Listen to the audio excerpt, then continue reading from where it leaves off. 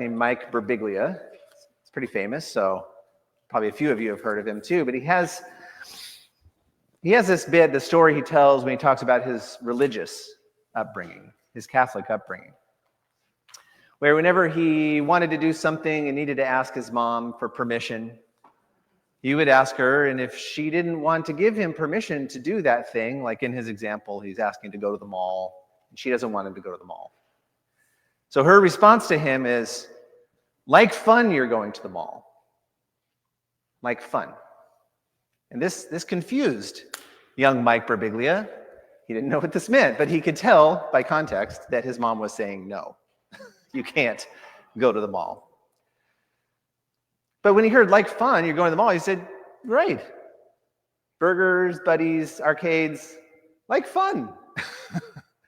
That doesn't make sense. Why are you saying like fun? So, but his mom said this a lot throughout it, and then it was later on that he realized, and he recounted this to his audience in his stand-up routine. Like fun meant like hell. But his mother was very religious and was too pious to say the word hell, so she needed a euphemism. And in her mind, and in the minds of many other pious religious people, fun is hell. And maybe you recognize this mindset in your own upbringing or in people you know, or maybe a little bit even in yourself. I don't know. But religious people should be serious-minded people, right? We should have gravitas. We should be dour. We should be boring. And so fun, of course, is the opposite of that thing, right? Fun is not righteous. Fun is not Christ-like or godly. Fun is hell. Now, Mike Birbiglia was not of this mindset, right? He's a stand-up comedian. So, I mean, he's a great storyteller. He's hilarious. So he has lots of fans, but he's a disappointment to his parents, apparently. So that's sad. But it reminds me of a sarcastic retort that I hear people say sometimes. If someone is being pedantic or persnickety or morose or whatever, the retort is, gosh, you must be fun at parties. Right? Because parties, that's where sinful stuff happens. Right? So serious-minded religious people shouldn't be fun at parties. Right? Because then that's what kind of a Christ follower are you if you're going to parties and making jokes and having fun? Right? Now, Mike Birbiglia is probably fun at parties. His parents probably not so much. So knowing my audience like I do, knowing the people who are here in this room with me, I'd assume you're on Mike Birbiglia's side. At least more so. You lean in that direction, right? I mean, it's good to have fun. We like to have fun together. But I'm going to take this moment, this opportunity, for us to ask ourselves why we like to have fun. And it sounds like a dumb question because it's like when something feels good, then you don't have to ask why you want to do it, why it's good to have fun. Unless you have certain religious people in your midst or mothers who are telling you not to have fun or it's bad to have fun, now you do have to ask yourself, why is fun good? And I want to use that opportunity to tie back into what I started last Sunday and what I'm going to be talking about for a while, is that question of fulfillment. Maybe fun doesn't have value all by itself, but if we really dig into it, we can ask a relational question. We can ask a mindset question, whether we have a mindset of abundance or of scarcity. And what I'm going to get into here in just a minute with the sermon is that fun, if we embrace it, is a matter of personal fulfillment. It's a matter of how we see each other, how we see ourselves, how we see God.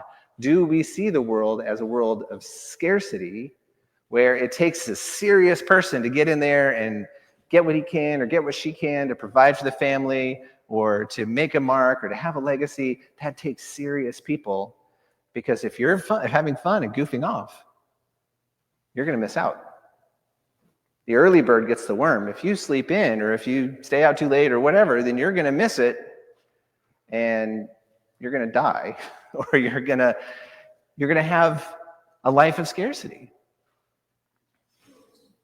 So in our quest for human fulfillment, we have to ask ourselves, how do we see the world? Do we see God as stingy and just looking around, filtering everyone for who are the serious people who deserve this blessing or this blessing? Or does God give abundantly? Does God give out of this overflow of the riches of heaven?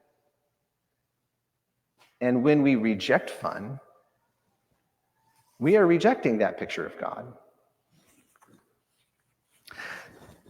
And when Jesus says, unless you have the faith of a little child, that's the thing, man, if we could just focus on that verse for a year, I'm not going to do that to you, but we could. The faith of a little child. What are kids like at parties? Kids are fun at parties, by and large. As long as you have the right kind of ice cream or whatever. But they don't need artificial stimulants to have fun, do they? Just a few simple games, a few friends, something fun to eat, whatever.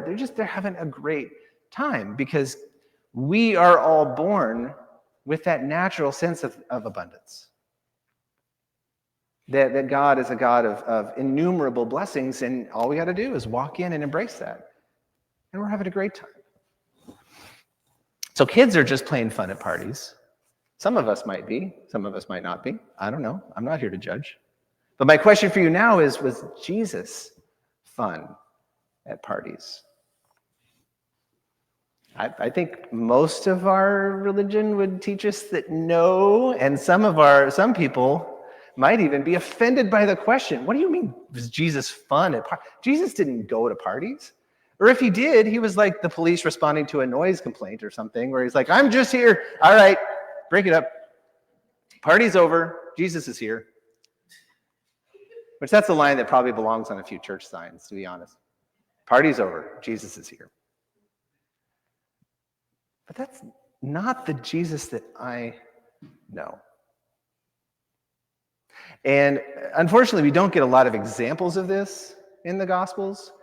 Maybe this wasn't one of their primary objectives in writing the Gospels, was to show everybody how hilarious Jesus is. You have to kind of read between the lines a little bit. Or for some scenes, you don't have to at all. And that's the scene that we get this morning with the Gospel. The turning water into wine at the feast, at the wedding in Cana. You know, Jesus may not have gone to parties, and I'm pretty sure Jesus didn't go to any like keggers or frat parties or some of that we think of. If those existed, that probably wasn't his speed. But the biggest party in the ancient Near East was weddings. Now, I mean, I haven't been to any ancient Near Eastern weddings, personally. Maybe you have. But my wife and I did travel to Macedonia one time a few years ago, before kids, to see a friend of ours get married. She married a Macedonian national who's living in Chicago, where she was living, but they decided they wanted to have their wedding in his motherland, in Macedonia, with his family there. So we traveled there and we went to that wedding, and I feel like we got this. This wasn't just like an afternoon and an evening and then you're done. It was all weekend, right? And just all these different kinds of festivities and all the choicest food and adult beverages, and you know, and there's dancing and hours and hours. And we were fairly well fit and in shape, and after 20 minutes of that, you know, this dance going around in the circle, we're exhausted. And the people around us kept going for an hour, for 2 hours. And like, what is happening? The culture is so different. The weddings were these huge bashes. And how the wedding went was a direct reflection of the reputation of the host. That if it was your kid getting married and you threw this party, you better be sure there was enough food for everybody, and better be sure there was enough wine for everybody. Or, man, they were going to be talking about you for a while. And of course, Jesus knew this, and Jesus' mother knew this. Mike Birbiglia's mom might not have been fun at parties, but Jesus' mother knew how to party. At least she knew what was required to make it go well. You cannot run out. And it's possible Jesus was aware of how many people were at this wedding, and it's possible that there were more people at this wedding than there would have been because Jesus was there. And people were starting to get aware of who this guy was and some of his teachings, and that he was gathering disciples to himself. And they said, Jesus is going to be at this wedding. Let's go to this wedding. There might have been 2 or 3 times as many people there as they expected. So of course, they're going to run out of wine. And of course, Mary is going to be like, hey, this is kind of your fault. Maybe you should do something. We won't put it past Mary for a little bit of a guilt trip, right? And because maybe she was right. And if any of you have seen The Chosen, the TV series, it's my favorite episode from The Chosen, is in the first season when he turns water into wine. And it shows him laughing, it shows him poking fun at his disciples, and they poking fun back at him, and they're dancing and they're singing and they're eating and they're drinking and they're having a fantastic time. And Jesus is fun at parties. And he doesn't want it to end. His mother doesn't want it to end.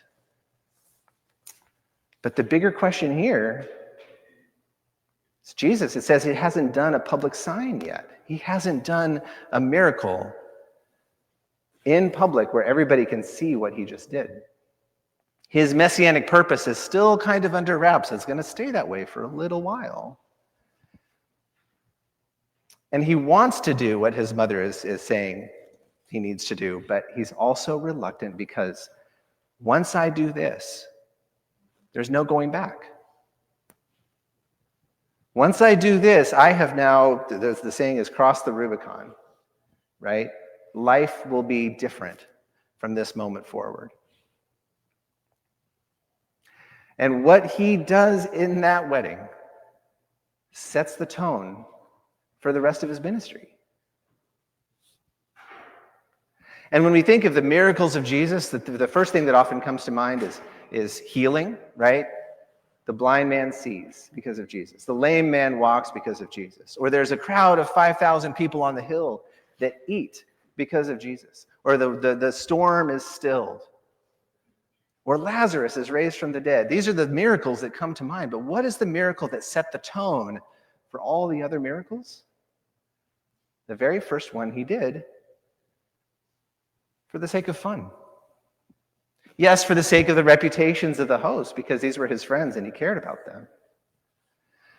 But for him to take this very, very important, this key moment in his life and in his ministry, to say, yes, we're having fun. We are enjoying the abundance of God and God's harvest. It is my Father that makes all of this possible, that we can enjoy each other's company, that we can celebrate these 2 lives, and just celebrate the fact that we're alive. And that's where I'm going to plant my flag. And it makes me sad that that's not really how we characterize Jesus.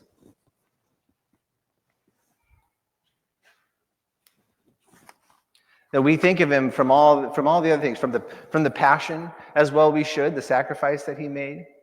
And we think of him we think about him in terms of his preaching and his woe to you, the Pharisees, or many other very serious things. And we overlook that Jesus is fun at parties.